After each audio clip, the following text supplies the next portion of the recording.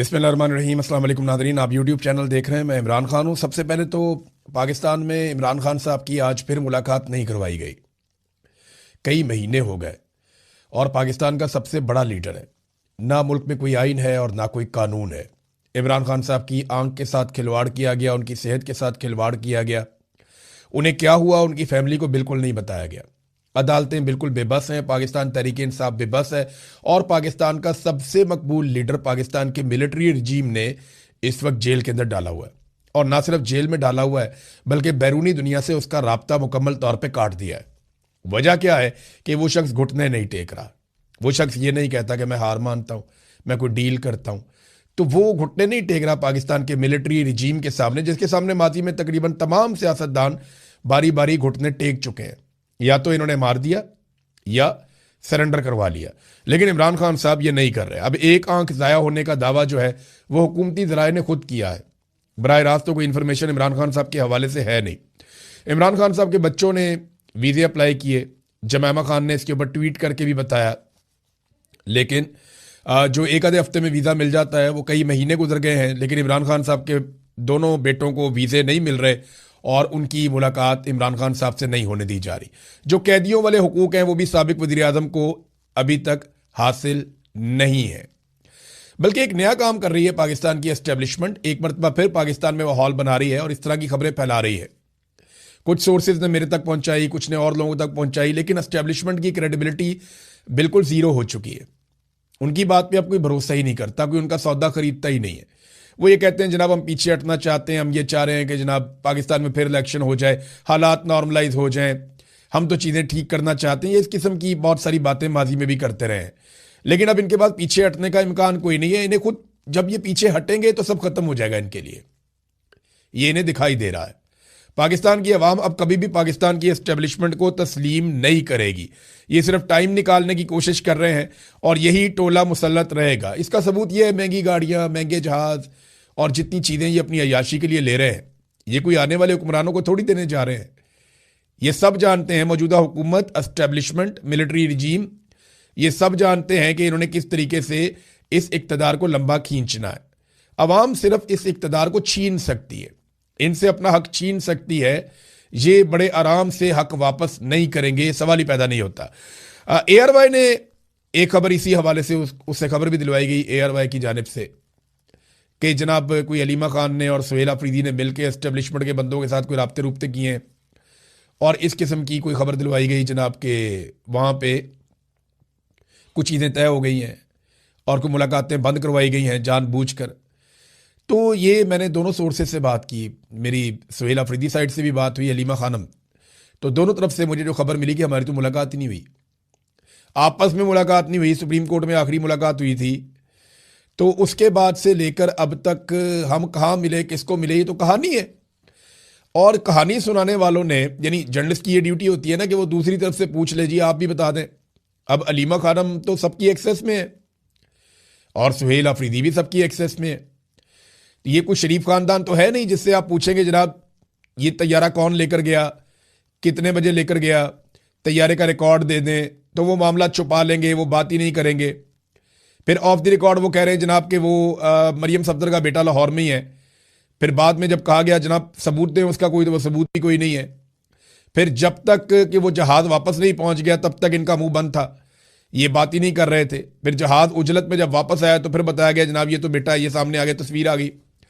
तो ये ना सारी चीज़ों को खुद ही इबाम में डाल देते हैं। अब ये कोई शरीफ खानदान थोड़ी है, ये तो अलीमा खानम और सुहेल अफरीदी हैं, उनसे रब्ता किया जा सकता था, उनका मौक़िफ़ जाना जा सकता था, क्या वाकई आप लोगों ने ये किया है। लेकिन एआरवाई ने वो खबर चला दी, उसके ऊपर दोनों तरफ से तरदीद भी आ गई है। पाकिस्तान तहरीक इंसाफ कहाँ खड़ी है? देखें, तहरीक इंसाफ वहीं खड़ी है जहाँ वो पहले खड़ी थी। एक दावा किया गया कि कोई इमरान खान रिहाई अमन फोर्स बनाई जाएगी, अभी तक उसके ऊपर कोई अमल दरामद नहीं हुआ, कोई अनाउंसमेंट नहीं हुई, कोई कंक्रीट चीज़ सामने नहीं आई। कोई मीटिंग करते रहते हैं, आपस में कोशिश कर रहे हैं, लेकिन पाकिस्तान तहरीक इंसाफ के अंदर ही मुखालफत है कि कोई तहरीक ना चलाई जाए। अब तहरीक इंसाफ को यह फैसला करना पड़ेगा कि तहरीक भी नहीं चलानी तो इमरान खान को बाहर कैसे लेकर आना है। डील इमरान खान ने नहीं करनी, तहरीक इंसाफ ने नहीं चलानी, तो फिर इमरान खान ने बाहर कैसे आना है? ये तो एक डेडलॉक हो गया ना। या तो इमरान खान को जाके राजी करें जनाब डील कर ले, वो राजी हो जाए तो बाहर आ जाएंगे, तो या फिर तहरीक चलाएं ताकि तहरीक चले, कोई एस्टेब्लिशमेंट के लिए ज़मीन गर्म हो, वो कोई रोम छोड़े और इमरान खान साहब बाहर आ जाएं। तो ये दोनों रस्तों पे नहीं जा रहे और इसका नुकसान लगातार पाकिस्तान को हो रहा है। यानी आपको मैं सिर्फ एक खबर बताता हूँ, ये सरमायाकारी की सूरत हाल आप देख लें पाकिस्तान में इस वक्त क्या है। और ये शहबाज शरीफ साहब का तुर्रा इम्तियाज है। ये जब भी हुकूमत में आते हैं ना, PMLN, ये बर्बादी फेरते हैं मईशत की। इनके जाने के बाद पता चलता है। स्टेट बैंक ऑफ पाकिस्तान की जानिब से आदाद शुमार जारी की गए हैं। फरवरी 2026 में बैरूनी सरमायाकारी जो है वो मजीद कम हो गई है। रवा माली साल में बैरूनी सरमायाकारी में जो मजमूई तौर पर 44% मजीद कमी देखी गई है। अब अंदाजा करें आप कि 50 साल के सरमायाकारी के रिकॉर्ड तो पहले ही टूट गए थे। अब वो जो रिकॉर्ड टूट गए थे उन रिकॉर्डों को भी तोड़ा जा रहा है कि ये यहां पे 44% मजीद सरमायाकारी पाकिस्तान में कम हो गई है। ये नाज़रीन हालात है। नाज़रीन एक छोटी सी चीज़ और पाकिस्तान के अंदर से बताता हूं, फिर आलमी खबरों की तरफ चलेंगे। खित्ते के हालात। खबर यह है कि सोशल मीडिया पे एक नया और अजीबोगरीब ट्रेंड देखने में आ रहा है। ये गुज़िश्ता चंद दिनों से कार्रवाई हो रही है। बेशुमार नए अकाउंट्स बनाए जा रहे हैं और ये अकाउंट्स छोटे छोटे हैं, 500, 400, 200, 50, इतने इनके फॉलोअर्स हैं। ये आपस में एक दूसरे को फॉलो कर रहे हैं। इस सारे ट्रेंड को जब चेक किया गया तो एक अजीब चीज ये हुई कि कुछ ऐसे नए अकाउंट बनाए गए हैं, ये अकाउंट इमरान खान और आसिम मुनीर को एक ही वक्त में सपोर्ट कर रहे हैं। आपको हैरत हुई ना? अभी मुझे ये नहीं पता कि गेम क्या है, आने वाले वक्त में होने क्या वाला है, लेकिन बाय डिजाइन कुछ ऐसे अकाउंट्स सोशल मीडिया पे लॉन्च कर दिए गए हैं, बना दिए गए हैं, जो सेम टाइम में इमरान खान को, उनके मौक़िफ़ को और आसिम मुनीर को सपोर्ट कर रहे हैं। मुझे नहीं पता ये कौन बना रहा है। पाकिस्तान तहरीक इंसाफ के सोशल मीडिया वालों से, इक्का दुक्का लोगों से मेरी बात हुई, वो कहते हैं हमें तो पता ही नहीं है इसका, और ये चीज़ वो नोट कर रहे हैं। और जब मेरी बात हुई दूसरी जानिब सोर्सेज से तो उन्होंने कहा जी कि हम कुछ नहीं कह सकते। तो मामला ये है कि कुछ अकाउंट्स ऐसे बनाए जा रहे हैं जो इमरान खान साहब के मौक़िफ़ को सपोर्ट करते हैं और साथ में आसिम मुनीर की भी तारीफ करते हैं, उसके मौक़िफ़ को भी सपोर्ट करते हैं। ये कैसे हो सकता है? आग और पानी का मिलाप। बहरहाल देखते हैं कि इससे क्या हासिल करने की कोशिश की जाती है। अब आ जाए नाज़रीन उस बड़ी खबर की तरफ जिसने हिलाकर रख दिया सबको। पाकिस्तान एयरफोर्स ने अफगानिस्तान के ऊपर लगातार हमले जारी रखे हुए हैं और पाकिस्तान की हुकूमत ये समझती है कि पाकिस्तान में जो भी दहशतगर्दी आ रही है वो अफगानिस्तान की जानिब से आ रही है और अफगानिस्तान की हुकूमत उन दहशतगर्दों को भेज रही है और पीछे से इंडिया इस सारे मामले की चाबी घुमा रहा है। ये पाकिस्तान के अंदर एक नैरेटिव है। लेकिन सवाल यह पैदा होता है कि पाकिस्तान में दहशतगर्दों को एंट्री किसने दी? पाकिस्तान में दहशतगर्दों की एंट्री होती है जून 2022 में। राणा सनाउल्लाह साहब इसके बारे में अनाउंस करते हैं। ये आइडिया था जनरल बाजवा, जनरल नदीम अंजुम और जनरल फैज हमीद। ये तीनों जर्नैल जो है वो इसके लिए जिम्मेदार हैं। एक कोर कमांडर पेशावर था, एक DG ISI था और एक पाकिस्तान का आर्मी चीफ था। इन तीनों ने प्लान किया और दहशतगर्दों को बाई डिजाइन पाकिस्तान लेकर आए। जून से लेकर अगस्त तक दहशतगर्द पाकिस्तान आते रहे, सितंबर तक आते रहे बल्कि, और पाकिस्तान तहरीक इंसाफ और खैबर पख्तूनख्वा की हुकूमत चिल्लाती रही कि दहशतगर्दों को पाकिस्तान में दाखिल मत करो। पुलिस चिल्लाती रही, हुकूमत चिल्लाती रही, अवाम कहते रहे, अमन पासून के लोग आते रहे, ताजिर एहतजाज करते रहे, लेकिन दहशतगर्दों को लाकर बसाया जाता रहा। अब दहशतगर्दी गले में फंस गई आके। यानी जानबूझकर दहशतगर्दों को पाकिस्तान में ये तीन जर्नैल लेकर आए थे ताकि कोई सियासी मैदान के अंदर कोई कामयाबी हासिल की जाए। वो सियासी फायदा तो हुआ नहीं, लेकिन हुआ क्या, वहां पे दहशतगर्दी बढ़ गई और वो गले में फंस गई। और अब दहशतगर्दों के खिलाफ ऑपरेशन करते हैं तो मकामी अफराद मानते नहीं हैं। तो अब अफगान तालिबान के ऊपर जब से अमेरिका ने बगराम एयरबेस के बारे में कहा कि वो हमारे पास होनी चाहिए, बल्कि अब अमेरिकन एक्सपर्ट्स ये कहते हैं कि अगर बगराम एयरबेस हमारे पास होती तो हम ईरान को मजा चखा देते। तो ईरानी ये कहते हैं कि अफगानिस्तान ने अमेरिका को बगराम एयरबेस ना देकर शानदार काम किया। ईरान अफगानिस्तान की तारीफ करता है इस मामले में। अब जब से अमेरिका ने इस ख्वाहिश का इजहार किया, पाकिस्तान ने अचानक से अफगानिस्तान के ऊपर अटैक शुरू कर दिए और ये एरियल स्ट्राइक्स पाकिस्तान एयरफोर्स कर रही है अफगानिस्तान में। दहशतगर्दी पाकिस्तान में नई नहीं है। देखिए, या तो ये दहशतगर्दी नहीं हो, पाकिस्तान में 70-80 हज़ार अफराद पहले ही जाँ बहक हो चुके हैं, शहीद हो चुके हैं दहशतगर्दी की लड़ाई में, और ये पिछली 2-3 दहाइयों से ये चीजें चल रही हैं। लगभग 25 साल 26 साल हो गए दहशतगर्दी की वेव पाकिस्तान में आई हुई है। अब इस मरतबा गुज़िश्ता चंद महीनों से पाकिस्तान अटैक कर रहा है लगातार अफगानिस्तान पे, और इसके नतीजे में वो ये समझ रहे हैं कि दहशतगर्दी खत्म हो जाएगी, लेकिन दहशतगर्दी के वाकयात खत्म नहीं हो रहे। अब अफगानिस्तान के ऊपर जो अटैक किया गया, पहले उस पर एक स्टेटमेंट है, वो आप देख लें। ये अमारात इस्लामिया अफगानिस्तान के नायब तर्जुमान हमदुल्ला फितरत, इसका एक ट्वीट है। और वो ट्वीट के अंदर क्या दावा कर रहा है, उसने कहा जी पाकिस्तानी फौजी हुकूमत ने आज रात 9 बजे उम्मीद एडिक्शन ट्रीटमेंट अस्पताल पर फिजाई हमला किया, जो मनशियात की लत के इलाज के लिए वक्फ 2000 बिस्तरों पर मुश्तमिल एक बड़ी सहूलत है।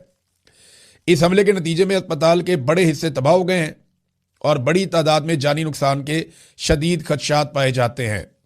बदकिस्मती से अब तक जाँ भाग होने वालों की तादाद 400 तक पहुंच गई है, जबकि तकरीबन 250 दीगर अफराद जख्मी होने की इतला है। इमदादी टीमें इस वक्त जाए वकुआ पर आग पर काबू पाने और मुतासरीन की बाकी मानदा लाशें निकालने के लिए काम कर रही हैं। और शोहदा लैलतुल कदर, उसने आगे ये लिखा है। अब मामला ये है कि यहाँ पे अक़वाम मुत्तहिदा ने भी इसकी मजम्मत की है, जो मिशन अक़वाम मुत्तहिदा का मौजूद है अफगानिस्तान में, और BBC ने भी इसके ऊपर एक रिपोर्ट किया है। BBC ने कहा कि बाद लाशें नाकाबिल शनाख्त हैं। काबुल में मनशियात बहाली मरकज़ पर फ़िज़ाई हमले में कम अज़ कम 100 अफराद हलाक हो गए हैं। पाकिस्तान की हमले में मुलव्विस होने के इल्ज़ाम की तरदीद। पाकिस्तान ये कह रहा है कि पाकिस्तान ने जो टारगेट किया वो सिर्फ अस्करी अहदाफ को किया है, या उन जगहों पे किया है जहाँ पे दहशतगर्दी होती है, या उन जगहों पे किया है जहाँ से दहशतगर्दी पाकिस्तान में आती है। ये पाकिस्तान का मौक़िफ़ है। लेकिन ये अस्पताल जो है, इसके हवाले से भी इतलात आ रही है और BBC भी इसको रिपोर्ट कर रहा है, आलमी मीडिया इसको रिपोर्ट कर रहा है। अब अफगानिस्तान की हुकूमत ने अगर तो इस मौक़िफ़ को साबित करना है तो उन्हें मज़ीद काम करना पड़ेगा। देखिए ना, ये उन्होंने कह दिया कि 400 बंदा वहाँ पे अस्पताल के अंदर मारा गया, तो वो ऐसे दुनिया तो नहीं मान लेगी। इन्हें पूरी इंक्वायरी करवानी पड़ेगी। अक़वाम मुत्तहिदा के और दीगर आलमी इदारों के मिशन अफगानिस्तान में मौजूद हैं, वहाँ पे प्रॉपर तहकीकात होनी चाहिए। और अगर एक अस्पताल के ऊपर इस किस्म का अटैक हुआ है तो ये एक वॉर क्राइम है। जैसा कि हमने देखा कि ईरान में बच्चियों के स्कूल के ऊपर अटैक हो गया तो डोनाल्ड ट्रंप मुँह छुपाता फिर रहा है। डोनाल्ड ट्रंप पे हर जगह ये सवाल सामने आ जाता है और बड़ी शर्मिंदगी होती है, और डोनाल्ड ट्रंप के लिए मुसीबत बन गई है ये चीज़। हत्ता कि जो पीट हेग्सेट, जो अमेरिकन दिफाई वजीर है, उसके लिए भी मुसीबत बनी हुई है, और कहा जा रहा है कि उसकी गर्दन फिट हो जाएगी इस मामले में, या कम से कम उसके लिए मुश्किलात बहुत बढ़ जाएंगी। तो इसराइल तो ये चीज़ें करता रहता है, लेकिन पाकिस्तान की जानिब से हमेशा ये दावा किया गया कि कभी भी सिविलियंस को निशाना नहीं बनाया जाता। लेकिन अगर अफगानिस्तान ये चीज़ साबित करना चाहता है तो उसे ना सिर्फ तस्वीर जारी करनी पड़ेंगी, तमाम तफसीलात जारी करनी पड़ेंगी, बल्कि उसे जो आलमी मिशन अफगानिस्तान में मौजूद हैं उनसे इंक्वायरी करनी पड़ेगी ताकि वो अपने मौक़िफ़ को दुरुस्त साबित कर सके। बहरहाल ये जो मनशियात के मामले में ना, एक चीज़ मैं आपको बता देता हूँ, बहुत सारे लोग ये कह रहे हैं कि अफगानिस्तान में मनशियात का अस्पताल क्यों बनाया गया, किस काम का है। तो लोग अफगानिस्तान को जानते नहीं हैं, और जो लोग अफगानिस्तान को बिल्कुल नहीं समझते वो इसके ऊपर तबसरा कर रहे हैं। मैं अफगानिस्तान जा चुका हूँ। अफगानिस्तान जो है ना, वो ऐसे नहीं है। तालिबान के 2 वहाँ पे इक़्तिदार आए हैं, एक मुल्ला उमर के दौर में आया, एक ये भी आया हुआ है मुल्ला हैबतुल्लाह के दौर में। इन दोनों अदवार पे आप 1 लाख उंगली उठा के शिकायत कर सकते हैं, ये गलत है, ये गलत है, ये गलत है, आप कर सकते हैं। लेकिन मंशियात के मामले में इनकी पॉलिसी बहुत सख्त रही। ये बैनुल-अक़वामी अदाद-ओ-शुमार ये बताते हैं और आलमी रिपोर्टें ये बताती हैं कि जब भी इनकी हुकूमत वहाँ पे आई तो इन्होंने फौरी तौर पे मंशियात उगाना, मंशियात का कारोबार वो हमेशा के लिए बंद कर दिया। और इसी सिलसिले में ये अस्पताल भी बनाया गया कि जो लोग मुतासिर हैं उनका इलाज करवाया जाए। अब पाकिस्तान के जो सरहदी इलाके हैं वहाँ पे मंशियात का कारोबार बहुत तेज़ी से फैला है। जैसे ही अफगान हुकूमत वहाँ पे आई, अफगान में तालिबान की हुकूमत आई, तो साथ ही पाकिस्तान में सारा कारोबार आ गया। वजह क्योंकि उन्होंने वहाँ पे बंद कर दिया था। तो पाकिस्तान के ऊपर बॉर्डर के साथ साथ हर तरफ जो है वो ये लगी हुई है मंशियात। अच्छा, इसके जो स्किल्ड वर्कर्स हैं वो पाकिस्तान में नहीं है। ये वर्कर आते हैं अफगानिस्तान से और वहाँ से ट्रैवल करके पाकिस्तान आते हैं हज़ारों की तादाद में। ये बाकायदा एक धंधा है जिसके अंदर सारे मुलव्विस हैं। मैं क्या बताऊँ आपको, तफसीलात फिर कभी आपके सामने रखूँगा, लेकिन ये हौलनाक वाक़या है, इसकी इंक्वायरी होनी चाहिए। अब नाज़रीन आ जाएँ, डोनाल्ड ट्रंप के लिए कुछ मुश्किलात हैं और डोनाल्ड ट्रंप ने कुछ बड़ी अजीब बातें की हैं। मैं आपको चंद मिनटों में बता देता हूँ, लेकिन पहले अली लारंजानी को शहीद कर दिया गया। अली लारंजानी हम सब जानते हैं कि ये ईरान के सुप्रीम नेशनल सिक्योरिटी काउंसिल के सेक्रेटरी हैं। इसके अलावा ये साबिक सुप्रीम लीडर जो आयतुल्लाह खामनाई शहीद, उनके मुशीर भी रहे हैं, साबिक स्पीकर भी रहे हैं 2008 से लेके लंबे अरसे तक। और जो जौहरी मुज़ाकरात हुए थे 2005 से लेके 2007 तक दुनिया के साथ ईरान के, ये उस मुज़ाकराती टीम के चीफ भी रहे हैं। तो अली लारंजानी के बारे में ये कहा गया कि उनको और उनके बेटे को एक हमले की जद में वो आए और उसमें वो शहीद हो गए। ईरान ने इसकी तरदीद की, ईरानी मीडिया ने कहा जी ऐसा नहीं हुआ, जबकि जो इसराइली वजीर दिफा है, इसराइली वजारत दिफा जो है वो इसकी कंफर्मेशन दे रही है। वो ये कह रही है जी हमने अली लारंजनी को कत्ल कर दिया है और ये एक मिसाइल के धमाके में कत्ल किया है, जबकि ईरान इसकी अभी तक तरदीद कर रहा है। और एक तहरीर भी सामने लाई गई है, लेकिन उसके ऊपर कोई डेट वगैरह नहीं लिखी हुई, लेकिन ये दावा किया गया है कि ये आज लिखी गई एक तहरीर है। इससे पहले अली लारंजनी ने, मैंने आपको पढ़ के सुनाया था कि मुसलमान मुल्कों से भी एक मुतालबा किया था और 6 नुकाती एक खत लिखा था, वो भी मैंने आपको पढ़ के सुनाया था। अब मामला ये है कि ये दावा तो कर दिया गया है, लेकिन अभी तक कोई सबूत सामने नहीं आया ईरान की जानिब से कि अली लारंजनी जिंदा है। अब देखना यह है कि क्या वाकई इसराइली दावा दुरुस्त है। 13 मार्च को इन्हें एक रैली में भी देखा गया था और ये लगातार आलमी मीडिया पे और सोशल मीडिया पे हर जगह पे ईरान की तर्जुमानी कर रहे थे। नादरीन, एक और बड़ी खबर है ईरान से। जो नए सुप्रीम लीडर हैं ईरान के मुश्तबा खामनाई, उनके सामने ये तजावीज़ और पेशकश रखी गई कि अमेरिका के साथ कशीदगी को कम किया जाए, तो उन्होंने मुस्तरद कर दिया। ईरान अब इस लड़ाई को ख़त्म करना नहीं चाहता। जो नए सुप्रीम लीडर हैं उन्होंने सख्ती से इसको मुस्तरद किया, उन्होंने कहा ये लड़ाई जारी रहेगी। और नए सुप्रीम लीडर के हवाले से जो ईरान के सफ़ीर हैं रूस में, काजिम जलाली, उन्होंने कहा जी कि उनका रूस में इलाज नहीं हो रहा। ये खबरें दी गई थी कि वो रूस चले गए, वहाँ पे उनका इलाज चल रहा है। उन्होंने कहा नहीं, उनका रूस में कोई इलाज नहीं हो रहा, मैं इसकी तरदीद करता हूँ। बहरहाल उन्होंने कहा जंग जारी रहेगी। ईरान में एक सोच है कि ये जंग अभी बंद नहीं करनी जब तक कि इस बात की गारंटी ना मिले कि आइंदा ईरान पर हमला नहीं किया जाएगा, ईरान को उसके हकूक दिए जाएंगे और जो नुकसानात ईरान में किए गए हैं उनका अजाला किया जाएगा। लेकिन साथ ही ईरान ने एक बात और की है कि जिस मुल्क की हुदूद से भी ईरान की सबसे कीमती जगह यानी खारक, ये जजीरा है जहां पे सारी फैसिलिटी है, 80 से 90% ईरान की जो तेल की तजारत होती है वो यहीं से होती है। ईरान ने वार्न किया कि अगर यहां पे किसी भी मुल्क की हुदूद से हमला किया गया, हम जवाबन उस मुल्क की जितनी भी ऑयल तनसीबात हैं उनके ऊपर अटैक कर देंगे। और साथ में ईरान ने यह भी कहा कि ईरानी फौज अपनी हर वार्निंग पर अमल दरामद करती है और जरूर करती है और यह रिकॉर्ड का हिस्सा है। यह बात वाकई ठीक है कि ईरान ने जब भी कहा कि हम ये करेंगे इसके बाद तो उन्होंने वो करके दिखाया। लिहाजा अब ये तमाम खलीजी ममालिक के लिए चैलेंज है कि उन ममालिक की सरजमीन को खारक के खिलाफ किसी भी हमले के लिए इस्तेमाल ना किया जाए। नादरीन, डोनाल्ड ट्रंप ने एक और कब्जे का दावा कर दिया। डोनाल्ड ट्रंप ने ऐलान कर दिया कि वो क्यूबा के ऊपर भी कब्जा करेगा। उसने कहा मुझे ये एजाज हासिल होगा कि मैं जब चाहूं उसके साथ जो चाहूं कर सकता हूं, मैं क्यूबा पर भी कब्जा करूंगा, किसी ना किसी शक्ल में क्यूबा को अपने कब्जे में हमें लेना है। ये डोनाल्ड ट्रंप ने एक और ऐलान कर दिया। पिछली मुसीबत गले से उतरी नहीं, एक और मुसीबत आ गई। डोनाल्ड ट्रंप ने एक और बात की। ट्रंप ने कहा कि साबिक सदर से उसकी बात हुई है ईरान में धमाकों के हवाले से, और साबिक सदर के साथ बड़ी जबरदस्त और बड़ी पॉजिटिव बात हुई है। इस किस्म का उसने तासुर दिया कि ईरान में धमाके कर रहे हैं, बमबारी कर रहे हैं। तो इस पे 4 जिंदा साबिक सदूर इस वक्त मौजूद हैं अमेरिका में। उसमें एक बुश है, क्लिंटन है, ओबामा है, जो बाइडन है। चारों से उनके जराये से बात हुई तो चारों ने कहा नहीं, ट्रंप के साथ कोई बात चारों से दूर में से किसी की भी नहीं हुई। अब ट्रंप जो है वो इतनी घबराहट का शिकार है कि वो झूठ बोलना शुरू हो गए हैं, साबिक सदूर का सहारा लेना शुरू हो गए हैं। और ये वजह है तन्हाई की। अमेरिका और आलमी सतह पर डोनाल्ड ट्रंप को तन्हाई का सामना करना पड़ रहा है। यूरोपीय ममालिक पहले इक्का दुक्का बात कर रहे थे, अब यूरोपीय ममालिक के वज़राए खारजा का एक इजलास हुआ, और जो वज़राए खारजा का इजलास होता है यहां से पूरे यूरोप की पॉलिसी आती है। अब मजमूई तौर पर यूरोपीय यूनियन ने डोनाल्ड ट्रंप को एक झटका लगा दिया है। यूरोपीय यूनियन की सरबराह काया कालास, इन्होंने ये स्टेटमेंट दिया है कि अब वक्त आ गया है कि ईरान से मुताल्लिक जारी जंग को फौरी तौर पे ख़त्म किया जाए। और साथ में इन्होंने ये भी कहा कि यूरोपीय यूनियन आबनाए हुर्मस के किसी भी ऑपरेशन में हिस्सा नहीं लेगा। खलीज फारस में फौज और फौजी जहाज ना भेजने का फैसला किया गया है। ये नादरीन हालात हैं। अब ट्रंप के पास एक तुर्क का पत्ता था, वो उसको बार बार इस्तेमाल करने की कोशिश करते हैं, लेकिन तुर्की उसके रास्ते में रुकावट बन जाता है। तुर्की मेंबर है नेटो का 1952 से, तो नेटो के एक मेंबर के ऊपर अटैक हो जाए ना तो वो सबके ऊपर अटैक समझा जाता है और सारे मिलकर जवाब देते हैं। तो तुर्की के ऊपर बार बार मिसाइल भेजे जाते थे ताकि नेटो के मेंबर पे अटैक हो रहा है तो सारे मिलकर जवाब देंगे। ये आर्टिकल 5 है नेटो का लेकिन तुर्की बार बार ये कहता है कि ये हमला हम पे ईरान नहीं कर रहा, और ईरान भी यही कहता है। लिहाजा तुर्की ने जिस तरह रिस्ट्रेंट का मुजाहरा किया है अब तक की मैं बात कर रहा हूं, उसकी वजह से नेटो ममालिक के ऊपर वो बाउंडिंग नहीं आई।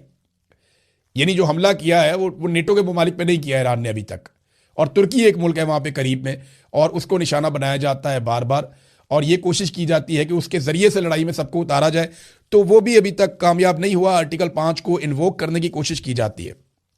नादरीन, मस्जिद अक्सा जो है